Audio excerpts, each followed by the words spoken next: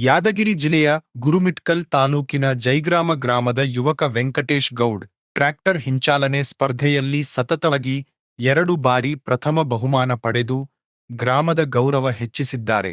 ತೆಲಂಗಾಣ ರಾಜ್ಯದ ನಾರಾಯಣಪೇಟ ಜಿಲ್ಲೆಯ ಬೈರಾಮಕೊಂಡ ಜಾತ್ರೆ ಹಾಗೂ ಯಾದಗಿರಿ ಜಿಲ್ಲೆಯ ತೋರಣತಿಪ್ಪ ಗ್ರಾಮದ ಜಾತ್ರೆಯಲ್ಲಿ ನಡೆದ ಟ್ರ್ಯಾಕ್ಟರ್ ಹಿಂಚಾಲನೆ ಸ್ಪರ್ಧೆಯಲ್ಲಿ ವೆಂಕಟೇಶ್ ಗೌಡ್ ಅವರು ಮೊದಲ ಸ್ಥಾನ ಪಡೆದಿದ್ದಾರೆ. ತಂದೆ ಸಣ್ಣ ಶೇಖರಪ್ಪ ಗೌಡ್ ಅವರ ಪುತ್ರನಾದ ವೆಂಕಟೇಶ್ ಸಾಧನೆಗೆ ಜೈಗ್ರಾಮ ಗ್ರಾಮದ ಜನರು ಸಂತೋಷ ವ್ಯಕ್ತಪಡಿಸಿ ಅಭಿನಂದಿಸಿದ್ದಾರೆ.